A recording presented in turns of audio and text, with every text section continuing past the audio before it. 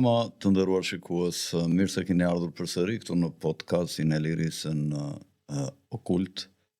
Para se të fillojmë temën e emisionit, që është presidentët dhe shoqëritë sekrete nga Shtetet Bashkuara dhe shoqëritë sekrete nga të cilët ata kanë ardhur, doja t'ju kujtoja të gjithë atyre që ndjekin të kanal që të mos përtojnë, po të ngrejnë që gishtin aty ku thot në fund të titullit thot subscribe ose abonohu ata që kanë në shqip. Tak një klik edhe gjithçka shkon okay për të dyja palët. Ju merrni njoftimet në kohë kur ne hedhim emisionet tona dhe ne kemi ato lehtësirat tona në lidhje me YouTube-in. Dua t'ju kujtoj që ne kemi një gazetë online që quhet okult.org dhe që mund ta kërkoni në Google. Gjithashtu ne kemi një numër ton telefonit të emisionit ton, të cilën e keni të shfaqur këtu në ekran her pas here, dhe njëkohësisht dua t'ju kujtoj që sot mund t'i ndiqni emisionet edhe me titra në këto gjuhët që lejon YouTube nga shqipja në gjuhë të tjera sipas dëshirës. Dua të falenderoj edhe sponsorat e emisionit ton, pa cilët ky podcast do të ishte i vështirë të funksiononte. Emrat dhe logot e tyre do të dalin vazhdimisht në ekranin tim dhe në varësi të shërbimit apo mallrave që ato sjellin, ju mund të hyni në Google të kërkoni dhe sipas emrit përkatës dhe të hyni në kontakt me këto firma biznesi, të cilat janë cilësore dhe të përzgjedhura nga ne. Dua t'ju them që ne na ndjekin në të gjitha kontinentet shqiptarët dhe çdo firmë biznesi serioze e cila kërkon që të bëj reklamimin e punës së saj në podcastin ton, mund të na shkruajnë në WhatsApp në numrin që shfaqet këtu, që është numri i, siç u thash dhe më përpara, është numri i podcastit Okult. Mirë, vazhdoj me temën që anoncuam qysh në krye të erës, shoqëritë sekrete të 45 presidentëve të Shteteve të Bashkuara, e tri themelues në përgjithësi ata që nënshkruan deklaratën e pavarësisë të Shteteve të Bashkuara në fillim gjysmës së dytë të shekullit 18, kanë qenë mason në organizatat masonike të Shtetet të Bashkuara, por jo vetëm, edhe në Angli dhe në Evropë, dhe shumica e presidentëve që erdhën pas tyre në krye të Shtetet të Bashkuara kanë qenë në përgjithësi, siç do t'i përmendim rast pas rasti, antar të këtyre shoqatave të Iluminatit. Një foto të lutem të improvizuar që unë kam sjellur si një foto të bukur ku është me shpinë duke parë pothuajse shumica e pjesëmarrësve të presidentëve aty, që është një pikturë improvizuar, është Abraham Lincolni me atë rendikotën e zezë, me këtë boqell këte është Nixoni, dhe me radhë pasaj aty është Jimmy Carter, ai me flok të kuq, Ronald Reagan me këmishën me pija, boqell me të bardhë, babe birë George Bush Junior dhe Senior dhe Junior, edhe dy presidentë të tjerë cilët nuk po i dalloj se kush janë. Mirë, fillojmë siç i kam përzgjedhur unë me George Washingtonin dhe administratën e tij. Dihet se ishte foton, dihet se presidentët kur vinin, unë tash i shikoj ndonjëherë te se ka monitorin, se ka ndonjë fantazist që thonë, kush të dirigjon ty? Thjesht shikoj atje fotot edhe veten time. Domethënë, është bërë refleks që të shikoj nëse kamera është duke marrë mirë apo regjia e ndonjë foto.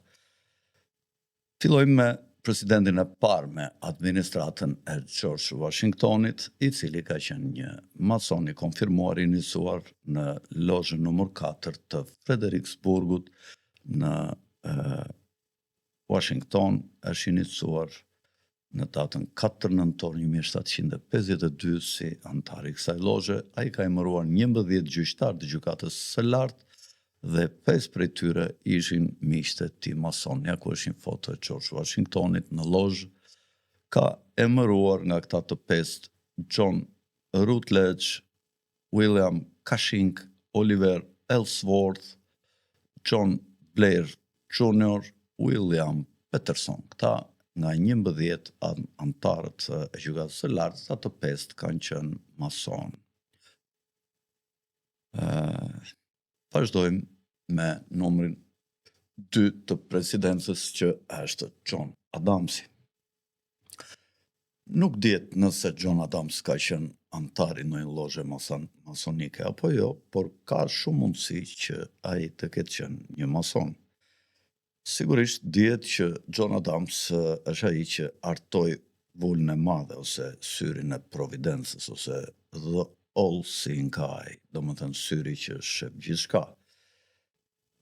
Menjëherë pas revolucionit amerikan, John Robinson, që ishte një profesor i filozofisë në Universitetin e Edimburgut në Skoci dhe antar i një lozhe masonike, tha se John Adamsit ishte kërkuar të bashkohej me masonerin. Pasi studioi grupin, ai arriti në përfundimin se qëllimet e Iluminatit nuk ishin në përputhje me bindjet e tij.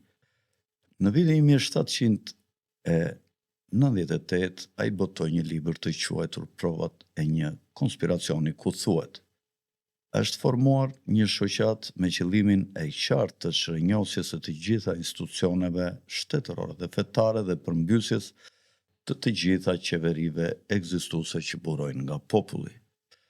Kështu, udhëheqësit kërkojnë që të sundojnë botën me një fuqi të pakontrollueshme, ndërsa gjithë të tjerët do të përdoren si mjete të ambicjes së e prorëve të panjohur të këtyre udhëheqësve, do të thoshte John Adams. Vazhdojmë me numrin 3, që është Thomas Jefferson, presidenti Thomas Jefferson.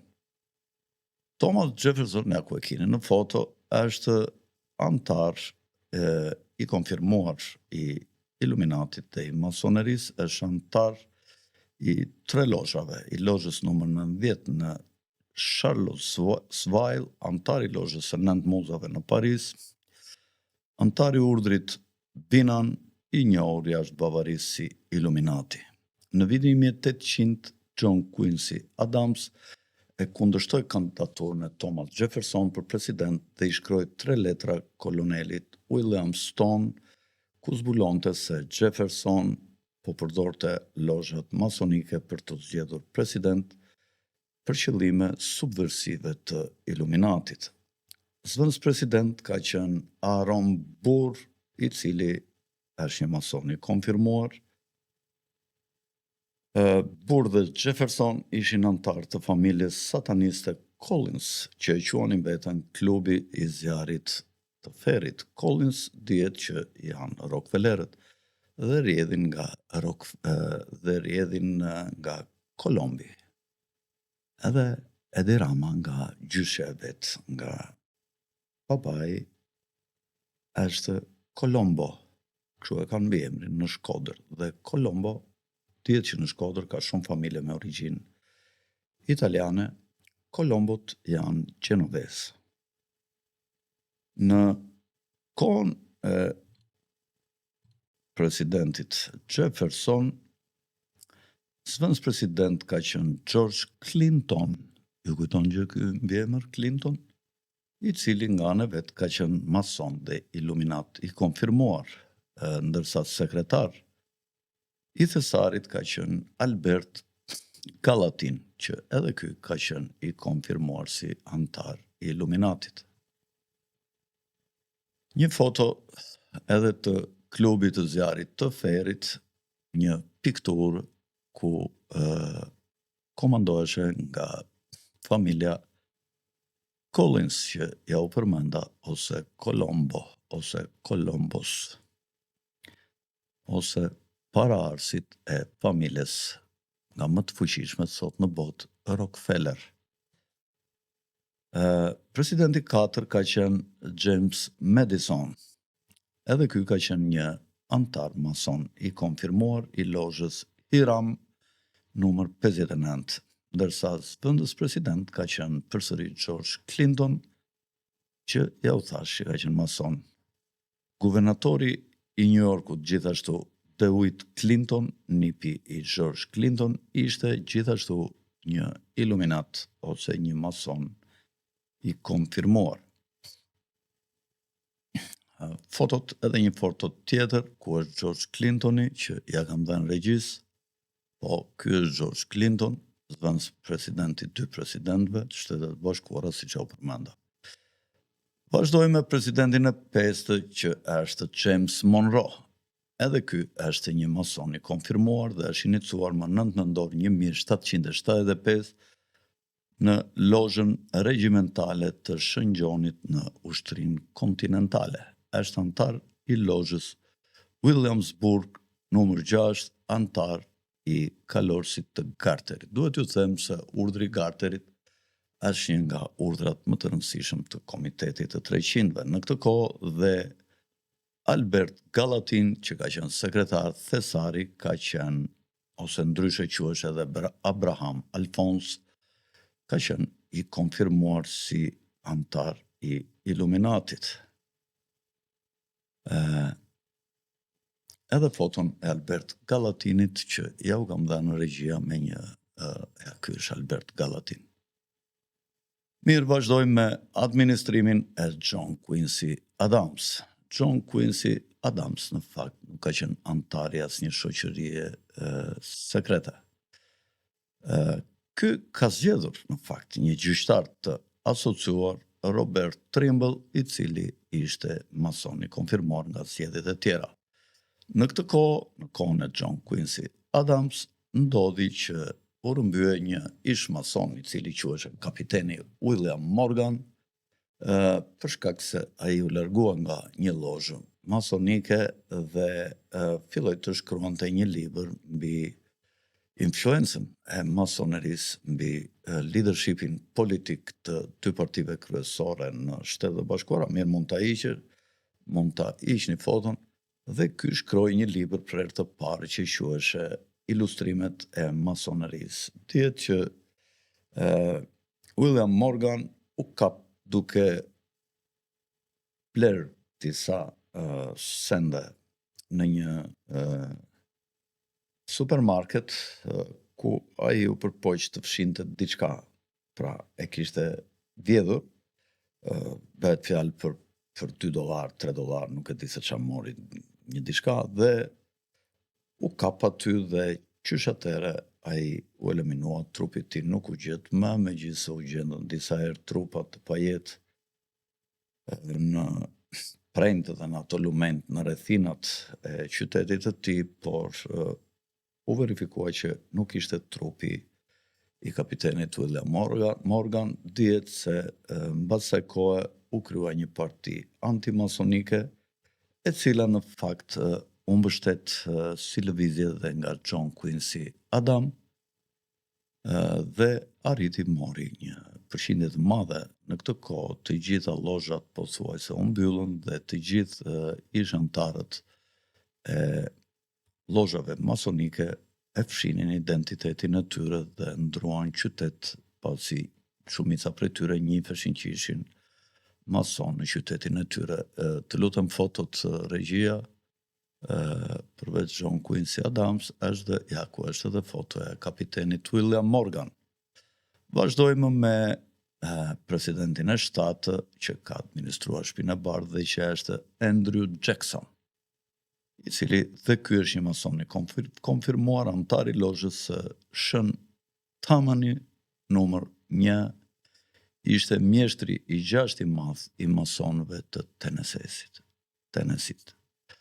Gjyqtari i gjykatës së lartë John McLean, që ishte i mason i konfirmuar, u zgjoz nga presidenti Andrew Jackson. Në vitin 1832, generali William Huntington Russell dhe Alfonso Taft krijuan shoqërinë super sekrete për fëmijët e elitës së establishmentit bankar anglo-amerikan të Wall Streetit, që quhej Skull and Bones, një libër të cilit e kemi të vetmin në gjuhën shqip. Urdhri Skull and Bones e ka botuar shtëpia botuese para shumë kohësh. Vëllai i njerëkës të William, të generalit William Huntington Russell, ishte Samuel Russell, i cili drejtonte Russell and Company, e cila kryente operacionin më të madh të kontrabandës së opiumit në botë në atë kohë. Mos kujtoni se këto familjet e mëdha britanike dhe amerikane janë fuqizuar duke bjell pambuk dhe duke shitur fanellata. Jo, shumica prej tyre janë fuqizuar me punë të pista, nga droga, nga opiumi, nga luftrat e opiumit.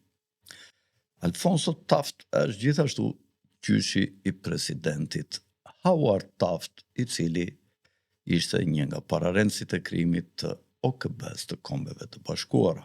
Kjo është fotoja e Howard Taftit. Mirë, vazhdojmë me presidentin e 8 të administratës Shtetet e Bashkuara, që është Marine Van Buren, i cili dhe ky ka qenë një mason i konfirmuar, ka emëruar si gjyqtar të gjykatës së lartë, ka emëruar shumë mason të tjerë. Vazhdojmë me administrimin e presidentit të 9, që është William Henry Harrison, që është personi në foto, që regjia nxiton me vrap i jetë para se t'i përmend unë. Ky ka emëruar Henry Clay si gjyqtar, i cili ka qenë një mason i konfirmuar. Clay ishte mjeshtri i madh i lozhës së madhe të Kentuckit dhe orator i madh dhe udhëheqës i partisë Whig. Dhe fuqia që qëndron pas ti presidenti, pra William Harrisonit, ishte fuqia e partisë së Whigëve e drejtuar nga Henry Clay. Këta kanë qenë miq dhe njerëz të DuPontëve, të cilët luajtën një rol në ndërtimin e kryeqytetit amerikan, Washington DC, që u projektua dhe u ndërtua me modele të shumta okulte nga ana e planimetrisë. Edhe foton e dytë ku është Henry Clay përveç presidentit. Po, ky është Henry Clay, i cili ka ndihmuar presidentin për të qeverisur, siç ja u përshkrova pak më lart, William Henry Harrisonin. Mirë, vazhdojmë me presidentin e radhës, që është presidenti 10 dhe quhet John Tyler. John Tyler ka qenë mason i konfirmuar. Ai ka emëruar si bashkëpunëtor të tij Samuel Nelsonin, edhe ky ishte një mason i konfirmuar, ku është fotoja e presidentit të 10 John Tyler. Në kohën që ky drejtonte shtëpinë e bardhë, në vitin 1844 u vra themeluesi i kishës mormone Joseph Smith në Salt Lake City, dhe këta po punonin së bashku me pjesë të tjera të perandorisë së Iluminatit në fushën shpirtërore, siç ishin dëshmimtarët e Jehovait. Vazhdojmë me presidentin e 11, i cili është James Polk, fotoja e këtij, i cili është një mason i konfirmuar, i inicuar në 5 qershor 1820 në lozhën e Kolumbis numër 31. Polk ndihmoi në vendosjen e gurthemelit të Institutit Smithsonian, për të cilat do të flasim një herë tjetër çfarë janë këto lloj institucionesh. Ka emëruar gjyqtarin asociuar të gjykatës së lartë Levi Woodbury, i nominuar nga Polk si një mason i konfirmuar.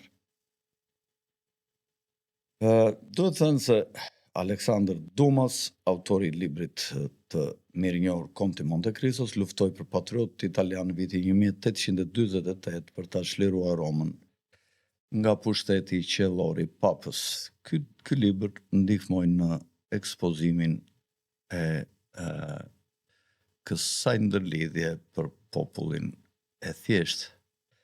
Vazhdojmë me numrin 12 të presidencës të presidentëve të Shtëpisë së Bardhë, që është Zachary Taylor, i cili ka qenë një mason i konfirmuar, foton e të cilit e kini në ekran, ka qenë antar i urdhrit sekret të kalorzve të Carterit, që është një nga pararoja e Komitetit 300-ve.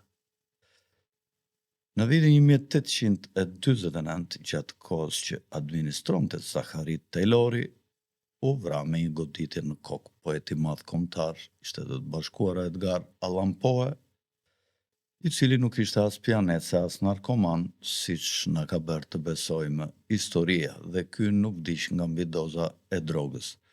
Por Poe po i ekspozonte pak si shumë masonët përmes shumë prej tregimeve të tij të shkurtra. Dhe ishte jo e papritur që Poe do të binte një ditë ndesh me shoqëritë sekrete dhe do të përfundonte një viktim prej tyre. Ai nuk ishte një njeri pasiv në jetë dhe përishmos për të përjetësuar një akuzë të ashpër kundër masonerisë në të paktën 4 nga tregimet e tij të shkurtra. Gjithashtu regjia t'jap një foto të Edgar Allan Poes, që ja kam dhënë. Ky është Edgar Allan Poe, një nga poetët më të mirë të Shtetet Bashkuara. Vazhdoj me presidentin e 13, që është Millard Fillmore. Ky nuk i përkiste në fakt, ose nuk dihet që t'i përkiste në një shoqërie sekrete, dhe duhet theksuar se vetëm 2 antar të partisë Whig u zgjodhën për postin e presidentit, pa qenë antar të lozhave sekrete masonike, por që të dy vdiqën në detyrë, dhe këta janë William Henry Harrison dhe Zachary Taylor, të pasuar nga nënkryetarët e tyre të partisë Whig, siç janë John Tyler dhe Millard Fillmore, dhe asnjëri prej tyre nuk mundi dot të fitonte një mandat të dytë. Të dyja herët këta u zvendësuan nga antarët kandidat të Partisë Demokratike. Vazhdojmë me administrimin e 14 të Shtëpisë së Bardhë, që është kryer nga presidenti Franklin Pierce, i cili ka qenë një mason i konfirmuar, ka qenë antar i lozhës së kalorzve të Carterit. Ky ka qenë i ndihmuar nga njëri i fuqishëm që rinte në mbrapa-vi prej dinastisë Rothschild në Shtetet e Bashkuara, dhe një nga njerëzit që nxiti në fakt luftën civile dhe personi që bëri përpjekjet e para maksimale për të instaluar deep state-in në administratën e gjerë të Shtetet e Bashkuara. Ishte përfaqësues në Amerikë i bankave britanike të Rothschildve, pagoi shumë para për fushatën zgjedhore të presidentit Franklin Pierce dhe u duk hapur nga votuesit që kishte një ndërhyrje të huaj për të caktuar dhe për të marrë presidencën e Shtetet e Bashkuara, dhe kjo shkaktoi në fakt një shpërthim pakënaqësie midis votuesve të kulturuar. Pavarësisht kësaj, Pierce u zgjodh presidenti 14 dhe mbështetësit e tij të huaj dhe vendas filluan ta merrnin pak nga pak pushtetin, duke krijuar atë që quhet deep state, që në fakt është zhvendosja e interesave dhe fuqisë të shumicës ose të fuqisë së demokracisë në favor të një aristokracie të vogël të dirigjuar nga Londra, me qëllim që t'i rikthente pushtetin e Shtetet Bashkuara përsëri familjes mbretërore Windsor, siç njihet sot, ose siç është njohur në atë kohë dinastia Saxe-Coburg. Në këtë kohë, në kohën e Franklin Pierce, u zgjodh prokurori i përgjithshëm i Shtetit të Bashkuara, një antar tjetër i përfaqësisë ndërkombëtarëve në Shtetet e Bashkuara, që ishte Caleb Cushing, ndërsa sekretari i luftës u bë Jefferson Davis, ndërsa Franklin Pierce guxoi deri atje sa të caktonte bankierin August Belmont si një ambasador të Shteteve të Bashkuara në Holland. Ju lutem fotot. Ja, ky është August Belmont. Shikojeni mirë të fytyrë. Ky është një nga njerëzit që ka filluar të krijojë sistemin bankar të Evropës në Shtetet e Bashkuara, dhe ky është një nga njerëzit kryesor që shkaktoi luftën civile në Shtetet e Bashkuara në kohën kur qeveriste presidenti Abraham Lincoln, duke financuar jugun kundër Veriut duke synuar për të ndarë Shtetet e Bashkuara në dy shtete, që Shtetet e Bashkuara mos ishin shumë të fuqishme, dhe të bëshin Amerikën e Veriut 4 shtete kryesore, ku të ishin Meksika, Amerika, SBA-ja e Jugut, SBA-ja e Veriut dhe Kanadaja. Dhe pasaj bankierët do të luanin më kollaj me secilin nga këto shtetet duke krijuar aleanca të ndryshme dhe luftra të mëdha në kontinentin amerikan.